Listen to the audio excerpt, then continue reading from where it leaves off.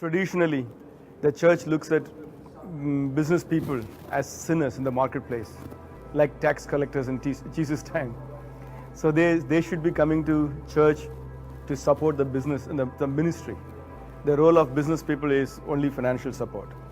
I think it's not a right way of looking at business people.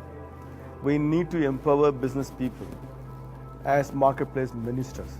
And once you do them, I believe in the biblical verse, whatever you do it all for the glory of the Lord. That includes even doing business. You do business for God's glory. And when you give them that due respect and the due release them for their calling, you are doing for God's glory. The business people are able to overcome that barrier that's blocking their mind, the spiritual barrier. They don't go to the world, Lord, I'm trying to make money as much as possible so that I can do something holy, spiritual somewhere else. No. When they come to business, Lord, thank you, Holy Spirit, that you brought me to this place. I'm here to minister to this land. You set them free. This guy is greatly equipped to come and conquer the place for Jesus.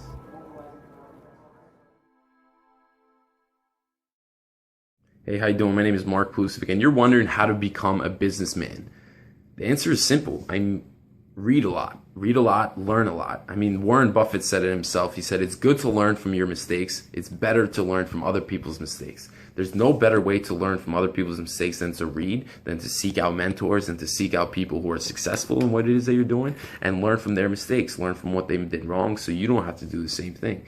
That's exactly what I do every day of my life. I read different books. I'm reading a book by Sam Walton, the founder of Walmart, and he has a thick book, a huge life story of him sharing all his mistakes, all his successes, all his ways of thinking, all his beliefs, all his ideas, and all that stuff is constantly being poured into my head. So it can't do anything but good for me and my dreams of becoming a truly successful, highly successful entrepreneur.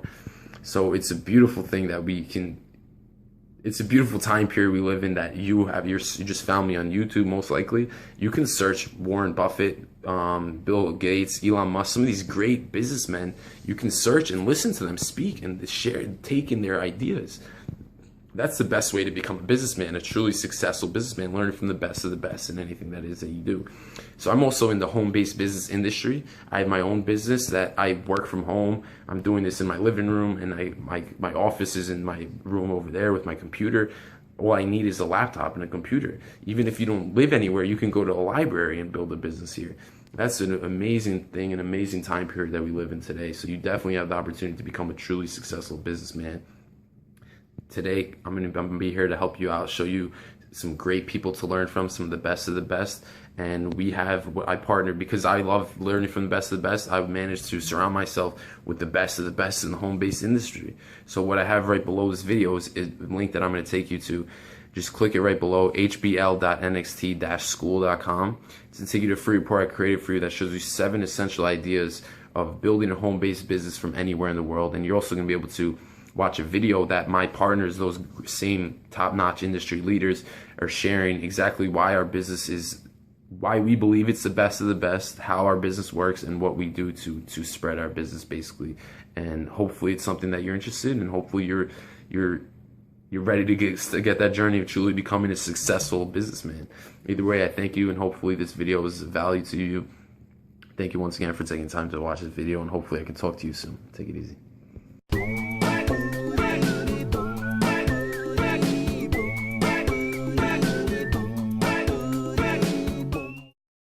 Dual agency is when a particular real estate agent or broker represents both the buyer and the seller. For instance, Keller Williams is a brokerage, and there is a broker of record whose license is registered as the broker for that office. If somebody from that office has a buyer and somebody else from that office has the seller, that's dual agency. If I represent a buyer and a seller on my own property and I represent both parties, that's also dual agency. In terms of establishing whether or not a transaction is a dual agency transaction, the buyer and the seller, the buyer in particular, is going to know that up front. Then the buyer is going to know that he's asking an agent to write an offer for him who already has the listing on the property. That's a choice that the buyer makes. Many buyers decide not to do that. They go find other representation. Many buyers won't buy a house unless they're buying it from the selling agent. The selling agent normally knows more about the property, and the disclosures are a little more complete. Many times a better price can be negotiated. It's hard because you're wearing two hats. So you're representing the seller, you're representing the buyer, and this is in the situation where you as the agent are representing both people. It's not where the broker of record has two agents that are representing the